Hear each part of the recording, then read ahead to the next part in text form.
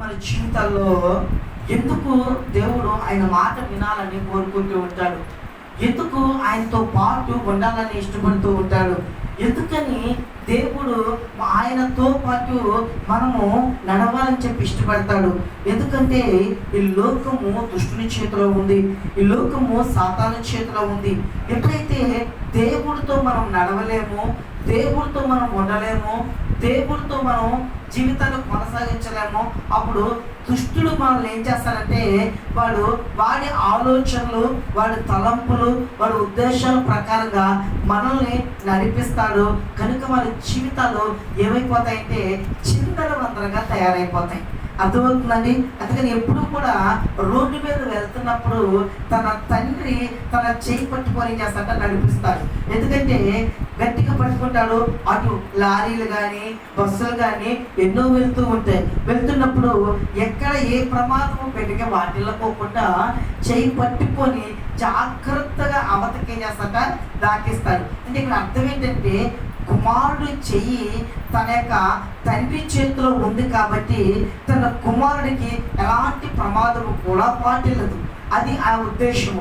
అలాగే దేవుడు కూడా ఎప్పుడు నా మాట వినండి, నాతో ఉండండి, నాకు ప్రార్థన చేయండి, మీరు వాక్యంలో వెలగండి అని ఎందుకు దేవుడు చెప్తున్నాడు అంటే ఆయన ఈ లోకంలో నుండి మిమ్మల్ని తప్పించడానికి, ఈ లోకంలో నుండి మీకు విడుదల కలగజేయడానికి సాతాను యొక్క ఆ వడ్డిన ప్రతి వలలో నుండి కూడా, సాతాను గారి యొక్క ప్రతి ఆలోచనలో కూడా, సాతాను యొక్క ప్రతి తలంపుల్లో కూడా వాడు మిమ్మల్ని నాశనం చేద్దామని, మిమ్మల్ని పాలన చేద్దామని, మీ యొక్క ఆలోచనలన్నింటినీ కూడా చెడగొడదామని వాడు వచ్చిన వాళ్ళన్నింటినీ కూడా దేవుడు ఒకదానిగా ఒకటి తీసివేసి మీకు మార్గంలో సవాలు చేసి ఆ మార్గంలో మిమ్మల్ని నడిపించాలి అన్నది దేవుడి యొక్క ఉద్దేశము, ఆలోచన.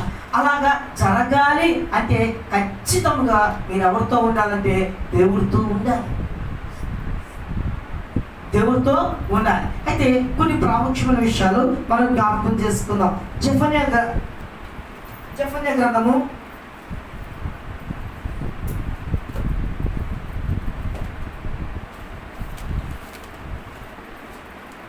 3వ అధ్యాయం 14వ వచనం.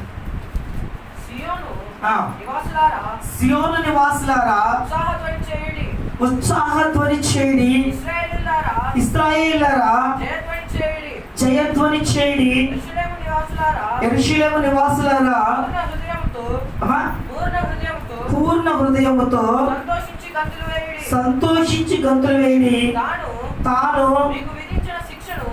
మీకు విధించిన శిక్షను యెహోవా కొట్టివేసి ఉన్నాడు. అంటే ప్రతి ఒక్కరి యొక్క శిక్షను, ప్రతి ఒక్కరి యొక్క బంధకాలను దేవుడు ఏం చేశాడండి? కొట్టివేశాడు. కనుక మనం ఎవ్వరికి కూడా మనము బానిసలము కాదు, మనం ఎవ్వరికి కూడా లోబడి ఉండవలసిన అవసరం. పాపము చేయు ప్రతి వాడు కూడా ఏంటంట? పాపమునకు దాసుడు. ఇక్కడ ముఖ్యంగా అర్థం చేసుకొని, అందుకనే యేసు క్రీస్తు వారు మీ మీద ఉంచబడిన, చూడండి, ఆ యొక్క విధి రూపకమైన దానిని ఆయన తన యొక్క రక్తము ద్వారా ఏం చేశాడట? తుడిచి వేశాడు. ఆయన సిలువ మరణము ద్వారా ఏం చేశాడట? కొట్టివేశాడు. కనుక మీరు బానిసలు కాకోకుండా మిమ్మల్ని ఏమంటాడండి? తన యొక్క పిల్లలుగా, సహోదరులుగా దేవుడు మిమ్మల్ని ఏం చేస్తాడు? పిలుస్తున్నాడు. అంటే ఈరోజు మొట్టమొదటిగా ఏం జ్ఞాపకం చేసుకోవాలంటే దేవుడు మీ మీద ఉన్న శాపాన్ని ఏం చేశారట? కొట్టివేశాడు. ఈ సత్యాన్ని జ్ఞాపకం చేసుకోవాలి. కనుక ఏ వ్యక్తి అయినా సరే కొన్ని బంధకాల్లో కానీ, సమస్యల ద్వారా కానీ, కొన్ని దుర్వ్యసనాల చేత, కొన్ని అలవాటుల చేత బంధించబడి దాని చేత నేను బయటికి రాలేకపోతున్నాను అనుకున్నప్పుడు నువ్వేం చేయంటే ప్రార్థన చేసి, ప్రభువా నేను ఈ యొక్క సమస్య నుండి, ప్రభువా ఈ యొక్క బలహీనత నుండి, ప్రభువా ఈ యొక్క దుర్వ్యసనము నుండి, ప్రభువా ఈ బంధకం నుండి నాకు విడుదల కలగచ్చేయి అని నువ్వు ప్రార్థన చేసినప్పుడు దేవుడు తన శక్తిని నీకు ఇచ్చి ఏదైతే నిన్ను పాడు చేస్తుందో, ఏదైతే నిన్ను ఇబ్బంది పెడుతుందో, ఏదైతే నేను స్థిరముగా ఉంచనివ్వట్లేదో దానిలో నుండి దేవుడికి ఏం చేస్తాట, విడుదల కలగ చేస్తాడు. అర్థమవుతుందండి? అర్థమవుతా. అందుకని ఇక్కడ ఆయన ఏం చేస్తాట, కొట్టివేశాడు. సో కొట్టివేశాడు కనుక ఒకసారి చూడండి మాట్లాడతాడా, సియోను నివాసులారా ఉత్సాహధ్వని చేయుడి, ఇశ్రాయేలీయులారా జయధ్వని చేయుడి, యెరూషలేము నివాసులారా పూర్ణ హృదయంతో సంతోషించి గంతులు వేయుడి. తాను మీకు విధించిన శిక్షను యెహోవా కొట్టివేసి ఉన్నాడా, మీ శత్రువులను ఆయన వెళ్ళగొట్టి ఉన్నాడు. మీ శత్రువులను ఏం చేశారంట అంటే చూడండి, బానిసత్వం. పేజీ నంబర్ 774 అండి, పేజీ నంబరు 774. ఒకసారి చూడండి, ఎవరు చూసారు? ఓకే, అంటే ఇక్కడ ఒక విషయాన్ని బాగా జ్ఞాపకం చేసుకోవాలి. ఇక్కడ ఏం మాట్లాడుతారంటే చూడండి, మొట్టమొదటిగా మీ యొక్క శిక్షను కొట్టివేస్తాడు. అంటే మనందరికీ కూడా ఏమైందంటే చూడండి, అలాంటి ఇశ్రాయేలు జనంలో 430 సంవత్సరాలు మరి ఎందులో ఉన్నారు, దాస్యత్వంలో, బానిసత్వంలో ఉన్నారు. బానిసత్వంలో ఉన్నప్పుడు యేసుక్రీస్తు వారు వాళ్ళు ఏం చేశారంట, ఆ బానిసత్వము వారికి ఏం తీసుకొచ్చిందంటే దుఃఖాన్ని తీసుకొచ్చింది. ఆ బానిసత్వము వారికి ఏం తీసుకొచ్చిందంటే వేదనను తీసుకొచ్చింది. ఆ బానిసత్వము వాళ్ళకి ఏం తీసుకొచ్చిందంటే నిట్టూర్పులు తీసుకొచ్చింది. వాళ్ళ యొక్క బానిసత్వము ఏం తీసుకొచ్చిందంటే ఇక ఇందులో నుండి మేము బయటికి రావాలి, మాకు స్వేచ్ఛ కావాలి అని వాళ్ళు ఏం చేశారంట, మూలికేరంట. ఏం చేశారండి అంటే వాళ్ళు మూలుగులు ఎవరన్నారండి, దేవుడు తిన్నారు. ఈరోజు ఒక విషయం మీరు బాగా జ్ఞాపకం చేసుకొని, చాలా మంది ఎన్నో విధాలుగా మనం ఏం చేస్తుంటే మన పరిస్థితి అంటే మూలుగు అంటే అర్థమైందంటే చూడండి, కొంతమంది ఇంకా బాగా శక్తి కోల్పోయినప్పుడు, బాగా అంటే దాని చేత బంధించబడినప్పుడు, ఇక మాట్లాడలేక శక్తి లేనప్పుడు వాళ్ళు ఏం చేస్తారట, మూలుగుతారు. అంటే ఆ విధముగా వాళ్ళు ఏం చేశారట, అణచబడ్డారట. అందుకని రోజు దేవుడు ఏం చేస్తారంటే మీ ప్రతి శిక్షను కూడా నేను ఏం చేస్తాను, కొట్టివేస్తాను. మరి ఏమి భయపడవలసిన అవసరత లేదు. ఏది అయితే మిమ్మల్ని ఇబ్బంది పెడుతుందో దానిని మీ నుండి ఏం చేస్తారట, తొలగిస్తాను. అందుకని ఇశ్రాయేలుతో దేవుడు చెప్తాడు కదా, ఏమిటంటే బాగా జ్ఞాపకం చేసుకోండి, మిమ్మల్ని ఏదైతే ఎంతవరకు ఇబ్బంది పెట్టిందో దానిని మీ ముందు లేకుండా శాశ్వతంగా నేను దూరపరుస్తాను. ఏం పరుస్తాను, శాశ్వతంగా దూరపరుస్తాను. కనుక ఈ విషయంలో ఎంత మాత్రం కూడా ఏం చేయక్కర్లేదు, భయపడవలసిన అవసరత ఇది. కూర్చోందని కదా చెప్తాను. ఎందుకు అంటే మీరు ఏ విధంగా బలము పొందుకోవాలంటే దేవుడు ఏమంటే మీ మధ్య ఉన్నాడు. చూడండి, ఇశ్రాయేలీల దేవుడు ఎక్కడున్నాడండి, మీ మధ్య ఉన్నాడు. అంటే ఇక్కడ అంటే అక్కడ చూడండి, ఆయన బలమైన దేవుడు, ఆయన శక్తి గల దేవుడు, ఆయన సర్వాధికారి, ఆయనకు అసాధ్యమైంది ఏది లేదు. ఆయన మీ మధ్య ఉన్నాడు. ఇక్కడ ఒక విషయం మీరు జ్ఞాపకం చేసుకోండి. అంటే మీ యొక్క శాపము ఎందుకు కొట్టివేయబడుతుందంటే, మీ శత్రువులు ఎందుకు తరిమివేయబడుతున్నారంటే, మీరు ఎందుకు బలవంతులు అవుతున్నారు అంటే, బలమైన దేవుడు మీ వెనకాల ఉంది, శక్తి కలిగిన దేవుడు మీ ముందు ఉండి ఆయన మిమ్మల్ని ఏం చేస్తాడంట, నడిపిస్తాడు. తన బలముని, తన శక్తిని మీకు ఏం చేస్తాడంట, అనుగ్రహిస్తాడు. అందుకని చూడండి, మీ మధ్య ఎవరున్నారంటే యెహోవా ఉన్నారు.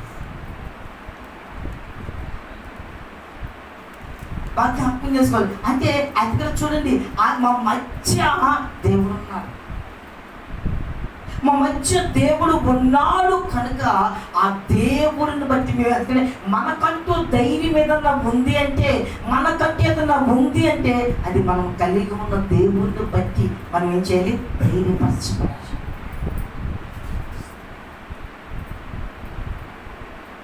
అందుకనే ఏ బిడ్డ నీకు కలిగిన ఆ సమస్యలలో నువ్వు కృంగిపోవాల్సిన అవసరం లేదు.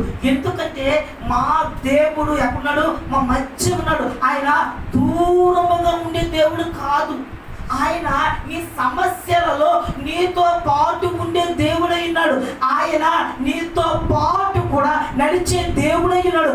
ఆయనకి తెలియనిది ఏదీ లేదు. ఆయనకి ఎవరు చెప్పాల్సిన అవసరం లేదు. ఆయనకి సమస్తము మరుగై ఉంది.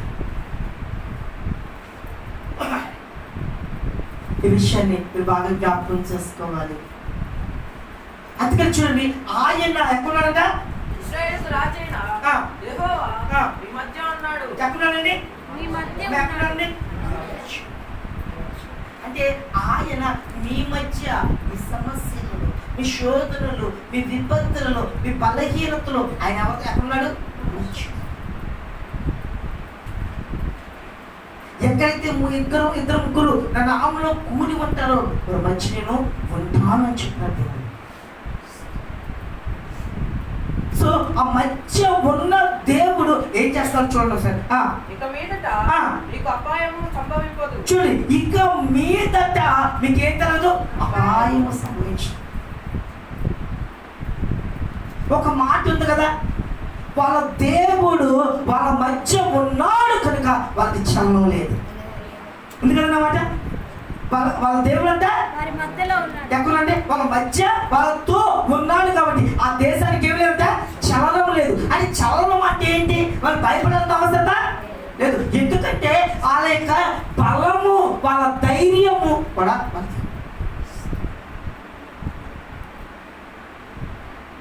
ఈరోజు భయపడాల్సిన అవసరం లేదు. నువ్వు ఏ విషయంలో కూడా నువ్వు కంగారు పడాల్సిన అవసరం లేదు. ఆయన మేలైనది నీ దేవుని జీవితంలో జరిగిస్తాడు.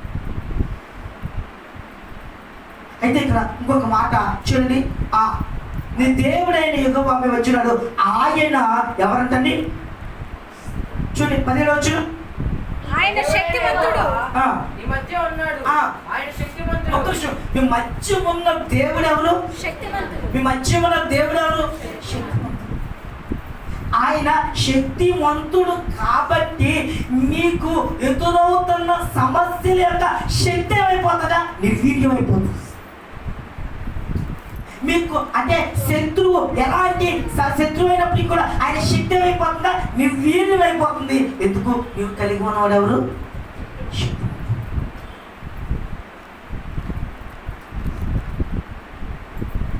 మీకు ఒక మాట నేను చెప్తాను చూడండి. ఒక అతనికి బాగా ఫీవర్ వచ్చింది అనుకోండి. ఫీవర్ వచ్చినప్పుడు ఒక ఇంజక్షన్ చేస్తాం. ఆ ఇంజక్షన్ చేస్తాం, లేకపోతే ఒక ట్యాబ్లెట్ ఇవ్వగానే ఆ వ్యక్తికి ఒళ్ళేమైపోతుంది? చల్లబడుతుంది. అంటే ఎందుకు చల్లబడుతుంది? మీరు ఆలోచించారు కదా. అందుకని ఆ వ్యక్తికి ఏ జ్వరం అయితే వచ్చిందో ఆ జ్వరము ఈ ఇంజక్షన్లో ఉన్న ఆ మందు ఆ వ్యక్తిని, ఆ జ్వరాన్ని తీసుకొచ్చిన ఆ కణాలు ఏం చేస్తాంట? చంపేస్తాయి. అంటే దీనిలో ఉన్న పవరు ఆయనలో జ్వరంలో ఉన్న దానికంటే ఏంటిది? బాగా పనిచేస్తుంది, గొప్పది. అర్థమవుతుందా? అందుకనే ఒక మాట మాట్లాడుతుంది రాహాబు అనావి ఏంటంటే, అయ్యా మీ దేవుడు గురించి మేము విన్నప్పుడు మా ధైర్యము చెడిపా. ఏం మాట్లాడి ఏంటంటే మా ధైర్యము చెడిపోయింది. ఎందుకంటే మేము సామాన్యంలోనే మేము చాలా గొప్ప, ఎవరైనా చేయిస్తాం. కానీ మీ దేవుడు మాట మేము విన్నప్పుడు మా గుండెలు కరిగిపోయి.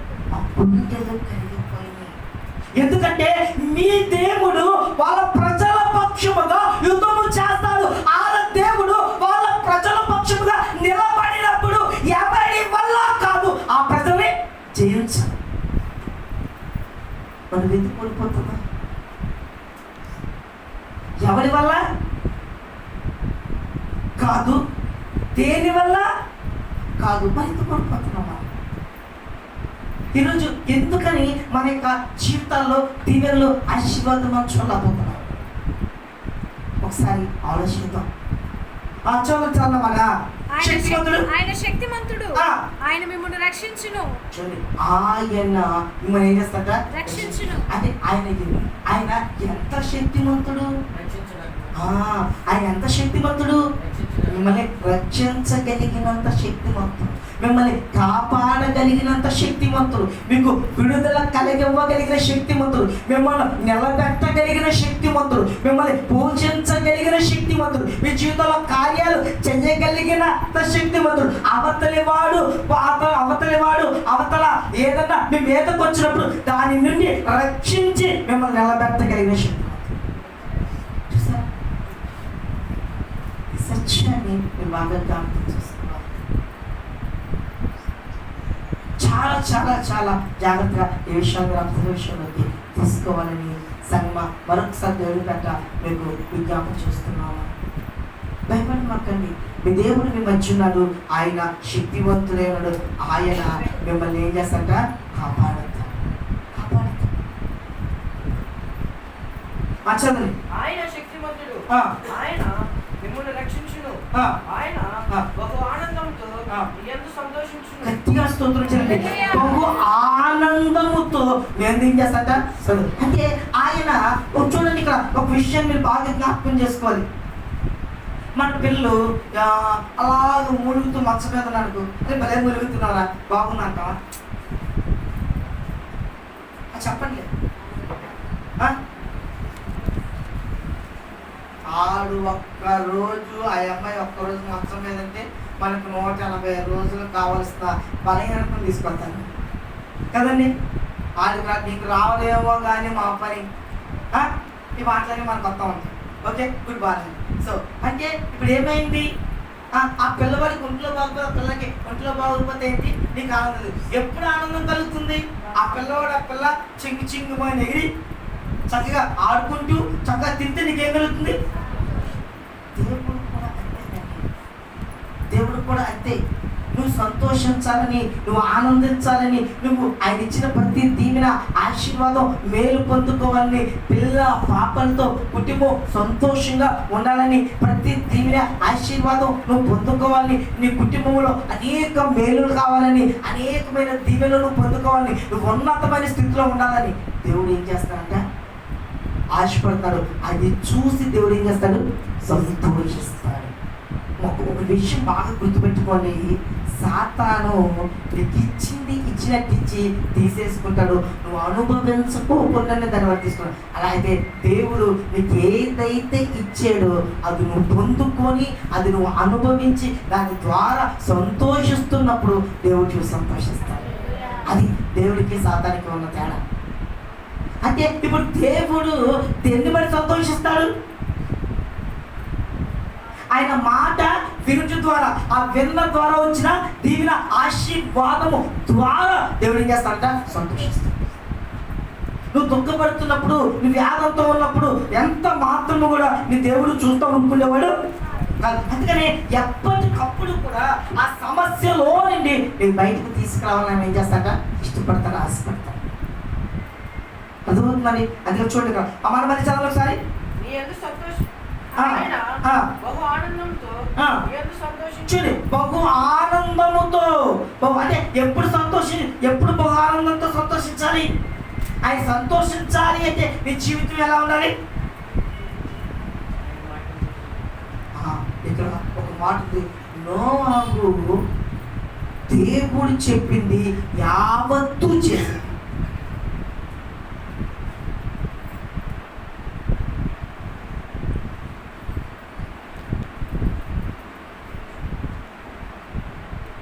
నోవాహు దేవుడు చెప్పింది యావత్తు చేసింది. ఏం చేసాడు, యావత్తు. అందుకనే నోవాహు వాళ్ళ దినాలలో కృప కలిగిన వాడయ్యాడు. అంటే కృప నీకు ఎలా వస్తుంది, దేవుడు చెప్పినట్టుగా నువ్వు చేసినప్పుడు కృప పొందుకుంటావు. ఆ కృప ప్రతి ఆశీర్వాదానికి నేను కాకుడుగా చేస్తుంది. అది అర్థమవుతుందా? అది అంటే ఎప్పుడు కూడా నిన్ను బట్టి దేవుడు ఏం చేయాలి, సంతోషించాలి, ఆనందించాలి. నీ జీవితాన్ని బట్టి అలా ఆనందించే, సంతోషించే కుటుంబంగా నీ కుటుంబంలో.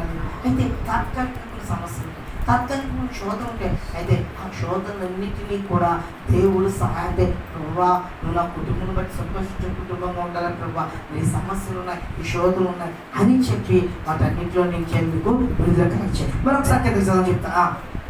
ఆయన బహు ఆనందంతో నీ యందు సంతోషించును, నీ యందు తనకున్న ప్రేమను బట్టి శాంతము వహించి నీ అందరి సంతోషము చేత ఆయన హర్షించును. చూడండి ఆయన ఏమంటాడండి, చూడండి ఆ మధ్యలో నీ యందు చూడండి మీ వచ్చినాడు కనుక ఆయన మీకు ఏ అపాయమును సంబంధించు. 17వ వచనం, ఆయన శక్తివంతుడై ఉన్నాడు, మిమ్మల్ని రక్షించును. ఆయన మిమ్మల్ని రక్షిస్తాడు. ఆయన రక్షించడమే కాదంట, ఏ అపాయము సంభవించు. రీసెంట్గా మరి ఇబ్బంది పచ్చడిగా తొలగుతున్నాడు. ఆడు సాతాను గాడు తొలగుతున్నప్పుడు చూడండి ఏ తల్లి గుండె పగిలిపోయేటట్టుగా తెచ్చుకుంటారు అమ్మ. ఎందుకు జరుగుతుంది? ఎందుకు? అందుకనే ఇక్కడ వాక్యం ఏం చెప్తుంది, చదవండి. ఏంటంటే ఎందుకు ఏ అపాయము సమీపించదు? ఆయనతో నువ్వు ఉన్నప్పుడు, ఆయనతో నువ్వు ఉన్నప్పుడు, ఆయనలో నువ్వు ఉన్నప్పుడు, ఆయనతో నువ్వు జీవించినప్పుడు, అపాయం నీ దగ్గరికి వచ్చినప్పుడు దాని యొక్క శక్తిని నిర్వీర్యం చేసి నేను దాటిపోయినట్టుగా చేస్తాడు. ఎవరైనా నీ మీదకి వచ్చినప్పుడు దేవుడి శక్తి నీ దగ్గర ఉన్నప్పుడు వాళ్ళు నిన్ను దాటిపోయేటట్టుగా చేస్తాడు. అది అమ్మా పిల్లలు దేవుడి సన్నిధికి తీసుకురండి, అమ్మా మీ భర్తను తీసుకురండి, మీ యొక్క భార్యను తీసుకురండి, అమ్మా దేవుడి సన్నిధికి. దైవ సేవకుడు గోచాడేదట్టుకనే దుష్టుడు వద్దులు నాశనాన్ని వండుతున్నాడు, ఇబ్బందిని వండుతున్నాడు. ముందు దినాలు చాలా భయంకరంగా ఉన్నాయి. అమ్మా అమ్మా అమ్మా జాగ్రత్త జాగ్రత్త. దైవ సేవకుడు పదే పదే పదే చెప్పడం కాదు అదేనండి. నీ కుటుంబంలో శాంతిని నింపాలని, నీ కుటుంబంలో సమాధానం నింపాలని, నీ కుటుంబంలో నెమ్మది నింపాలని, నీ కుటుంబంలో ఏ అపాయము ఎవరికి కలగకూడదు.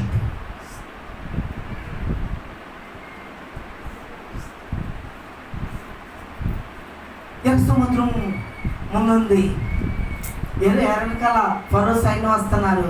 అయితే అక్కడ చూడండి ప్రమాదమైన సముద్రం ఉంది, కానీ దేవుడు ఆ ప్రమాదమైన సముద్రములో దారిని తీసుకొచ్చి దేవుడు నడిపించాడు. అందుకని చూడండి సాతాను గారంట ప్రమాదాలు వదులుతాడంట, కానీ దేవుడు అంట ఆ వడ్డిన ప్రమాదాల మీద నువ్వు నడుచుకుంటే గట్టిగా దేవుడు చేస్తాడు. అలా జరగాలి అంటే నీ పిల్లలు ఎక్కడుండాలి, నీ భర్త ఎక్కడుండాలి, నీ భార్య ఎక్కడుండాలి. మాట ఏం ఫీల్ అవ్వకండి, బాధతో చెప్తున్నాను. నిన్ను 24 గంటల కాచి కాపాడి ఎవరైనా సరే కదా, అది ఎవరైనా సరే వచ్చి థ్యాంక్స్ ప్రభువా అని 2 గంటల దేవుడి సన్నిధిలో స్తుతించలేని దౌర్భాగ్య స్థితిలో మనం ఉన్నామంటే దానికంటే ఇంకొక భయంకరమైన విధానం. 2 గంటలు ప్రభువా ప్రభువా నువ్వు నాకు ఆయుష్ ఇచ్చావయ్యా, ఆరోగ్యాన్ని ఇచ్చావయ్యా, నీకు థ్యాంక్స్. 2 గంటలు దేవుడు వారానికంటే ఎంత దౌర్భాగ్యమైన స్థితిలో ఉన్నామంటే ఆలోచించాలి. నిజంగా మనము గొప్పగా చెప్పుకునే వాటిలో సిగ్గుపడాలండి, సిగ్గుపడాలి. భక్తి చేసే విషయంలో మనం సిగ్గుపడాలి.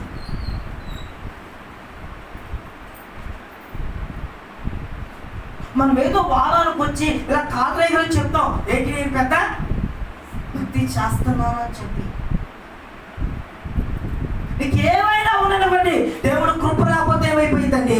నీకు ఏమైనా ఉండనివ్వండి, దేవుడి యొక్క ప్రసన్నత లేకపోతే, నీకు ఏమైనా ఉండనివ్వండి, కుటుంబంలో దేవుడు అన్నది మర్చిపోతే నీ కుటుంబం ఏమైపోతుంది, గందరగోళ స్థితిలోకి వెళ్ళిపోతుంది.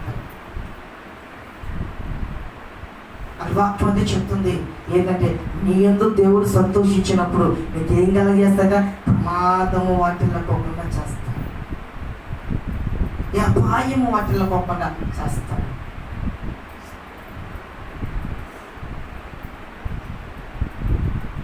ఈ వారం వస్తావు, వచ్చే వారం వస్తుందో తెలియదు. ఈ వారం వస్తావు, మళ్ళీ తర్వాత వచ్చే వారం ఎప్పుడు వస్తావో తెలియదు. చూడండి, దైవ సేవకుడి కోసం భయపడు, లేకపోతే నా కోసం దయచేసి దేవుడి సన్నిధికి రావద్దండి. నా దేవుడు నా జీవితంలో అద్భుతం చేశాడు. ఈ స్థితిలో ఉన్నానంటే దేవుడు పెట్టిన భిక్ష. నా బిడ్డను మంచి స్థితిలో ఉంచాడంటే, నా బిడ్డలు ఈరోజు క్షేమంగా ఉన్నారంటే, నా భర్త నేను నా భార్య క్షేమంగా ఉన్నానంటే దేవుడు కృప అని దేవుడు స్తుతించడానికి దేవుడు సన్నిధి కదండి. అది మీకు క్షేమం. దైవ సేవకుడు అడుగుతాడు, దైవ సేవకుడు పోచాడతాడు, దైవ సేవకుడు తిడతాడు, దైవ సేవకుడు కొరకు నిలపాలి. దయచేసి అలాంటి భక్తి ఎంత మాత్రం మీకు ప్రయోజనం. ఇక్కడ చూడండి, ఏం కలుగుతాడా? ప్రమాదము సంభవించా. చూడండి, ఎందుకు ప్రమాదం సంభవించదు?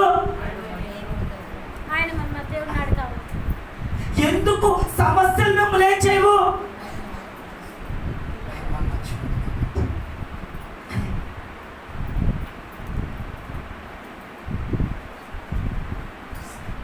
చూడండి, మీకు మాట చెప్తా. నువ్వు దేవుని మర్చిపోయావు, బాగానే ఉంది. ఎప్పుడో కుదిరినప్పుడు వెలుగు బాగుంది. నువ్వు 4 రోజులు మర్చిపోయావు అనుకో, 10 ఒక్క క్షణం దేవుడు నేను మర్చిపోతుంది.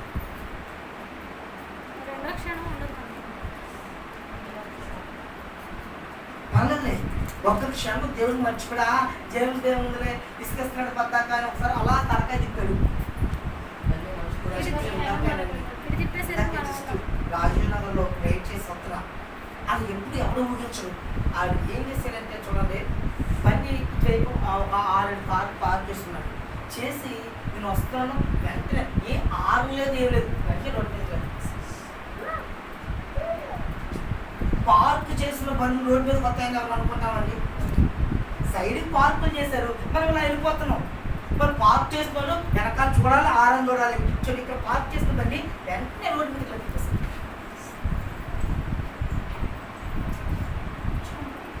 వచ్చి అన్న సారీ అన్న, అమ్మో అన్నాడు. అంటే నాకు తప్పు లేదు, ఒకసారి మన తప్పు ఉంటుంది, అయినా ఒకసారి మన దానికి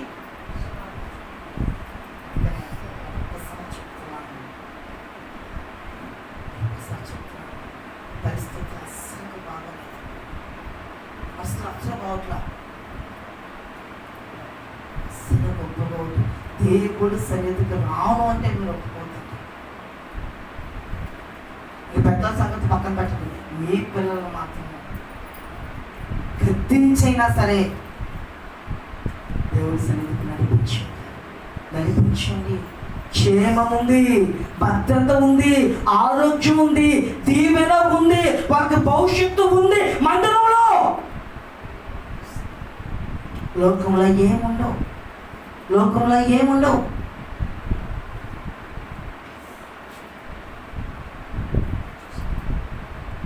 జ్ఞాపకం చేసుకుంటా.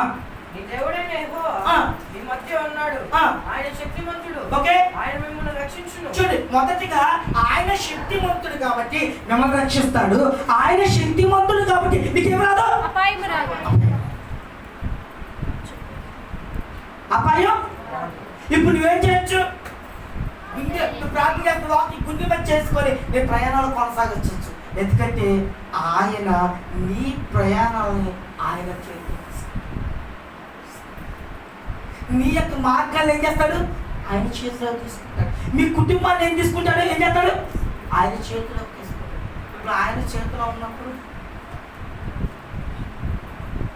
ఇక మీ కంగారు పడాల్సిన ఆలోచించారు కదా. ఓకే, చదవండి.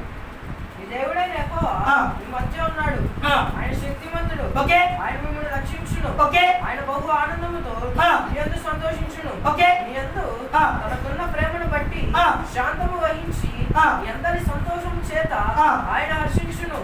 ఈ నియామక కాల్పు పండుగలు కదా. 19 చదువున్నాను. అందరినీ నేనేం చేస్తా? శిక్షిస్తాను. అంటే మాటకి మాట, పగకు పగ, ద్వేషం ద్వేషం. నువ్వు వద్దు, పగ తీర్చుకుంటా. చెప్పాలి, పగ తీర్చుకుంటా ఏం చేయొద్దు. ఆ మాట మళ్ళీ చదవండి ఒకసారి. ఇక ఆ కాలమున నిన్ను హింస పెట్టువారు చూడండి, ఆ కాలంలో నిన్ను హింస ఎవరైతే పెట్టారో, నిన్ను అన్యాయంగా అన్నారో, నిన్ను ఎవరైతే హింస పెట్టేవారు అందరూ నేను శిక్షించును. ఏం చేస్తారంట? మా చెప్పండి, ఎవరు శిక్షిస్తారంట? సో కాబట్టి నువ్వేమి నువ్వు కంగారు పడదు. ప్రతి దానికి ఒక రోజు ఉంది. దాని రోజున దేవుడు ఖచ్చితంగా సమాధానం చెప్తాడు.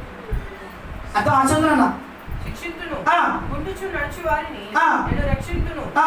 చెదరగొట్ట పడవారిని ఆ. నేను సమకూర్చు. చూడండి, గుంటుతో నడుచు వారిని నేను రక్షింతును. చూడండి, అంటే ఆధ్యాత్మికంగా కొన్ని విషయాలు మనకి తవక్కలు ఉన్నప్పుడు అందులో దేవుడు ఏం చేస్తాడంట? ఏం చేస్తాడు? రక్షిస్తాడు. అసలు ఏ దేశములలో ఆ ముందు ఆ తర్వాత రక్షిస్తాడు. చెదరగొట్టబడిన వారిని ఆ. అమ్మా ఏంటంటే చెదరగొట్టబడిన వారిని. అమ్మా వినండి, అంటే చూడండి, ఆదరణ లేకుండా కొన్ని పరిస్థితుల ద్వారా కొంతమంది ఏమో చదిరిపోతారు. కుటుంబంలో శాంతి లేకుండా, సమాధానం లేకుండా విడిపోతారు, నెమ్మది లేకుండా ఉంటుంది. అయితే దేవుడంట వాళ్ళందరినీ ఏం చేస్తాడంట? సమకూరుస్తాడు. మళ్ళీ కుటుంబంలో ఏం చేస్తాడ? శాంతి సమాధానంతో నింపుతాడు. ప్రేమ ఐక్యతలు ఒక్కట్ల పక్కల ఏదైతే, ఏ సమాధానం అయితే పోయిందో, ఏ నెమ్మది అయితే పోయిందో, ఏ ఐక్యత అయితే పోయిందో, ఏది పోయిందో మళ్ళీ చూడండి అక్కడ ఆ మాత్రం సరే అమ్మ ఏమైపోయిందంట? ఏమైపోయిందంట? చెదరగొట్టబడి మళ్ళీ ఏం చేస్తాడ? సమకూర్చుదును. సమకూరుస్తాడు. ఏం చేస్తాడు?